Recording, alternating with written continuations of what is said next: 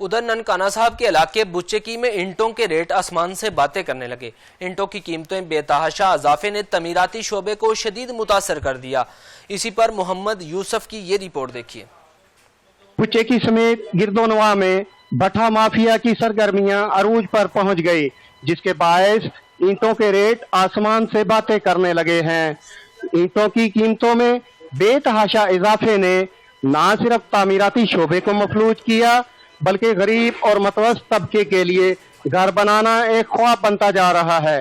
شہریوں کے مطابق بٹھا مالکان نے اینٹوں کے نرخ من مانے طور پر بڑھا دیے ہیں، جبکہ سرکاری نرخ نامے کو کھلے عام نظر انداز کیا جا رہا ہے۔ غریب لوگ جڑا اودی پہنچ تو ویسے دور نہیں، کیونکہ اپنے جڑی چھت تیار کرن یا اپنا چولہا چلان یا کہ اپنے مکان تیار کرن، میری لہذا وزیر اعلیٰ صاحب ڈپٹی کمشنر صاحب کو اپیل ہے کہ انہاں دے خلاف سخت کاروائی کی۔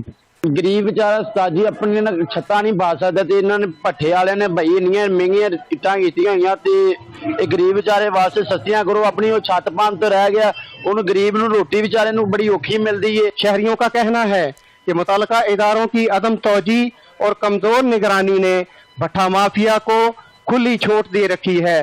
شہریوں نے وزیر اعلیٰ پنجاب اور ضلعی انتظامیہ سے مطالبہ کیا ہے کہ اینٹوں کی قیمتوں کا فوری نوٹس لیا جائے اور ناجائز منافع خوری کرنے والوں کے خلاف سخت کارروائی عمل میں لائی جائے تاکہ عوام کو ریلیف مل سکے۔